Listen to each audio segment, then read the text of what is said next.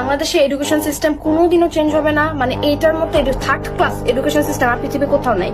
এই যে নতুন শিক্ষামন্ত্রী আসছে, হ্যাঁ মিলন, এ আসার পর থেকে যে অ্যানাউন্সমেন্ট গুলো মেক করতেছে, আমি খালি দেখতেছি যে সে বলে এক্সাম হল, টিচার রাখবে, গার্ড বাড়াবে, কিভাবে সেনাবাহিনী আনবে, 2-3 মিনিটে বেশি ওয়াশরুমে থাকা যাবে না, নকল আনা যাবে না, নকল হবে না, বাচ্চারা পড়তে হবে। সে সব খালি এক্সাম বেসড করতেছে।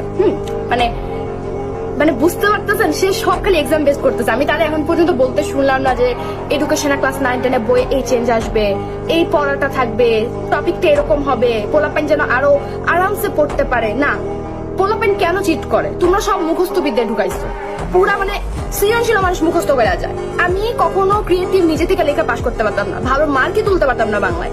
কেন?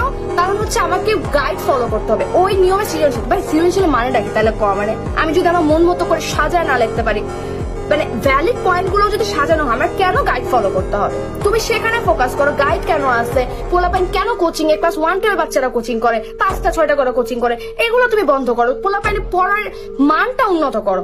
তুমি আসো এক্সাম নিয়ে, এক্সামে এটা হবে, এক্সামে সেটা হবে। এক্সাম তো আলটিমেট ফলাফল। তুমি সারা 2-3 বছর যে পড়াশোনা করছো ওটার ফলাফল এক্সাম, ওইটা তুমি চেঞ্জ না করো, তুমি এডুকেশন চেঞ্জ করো। যে ওই সিস্টেমটা কেন হইতেছে?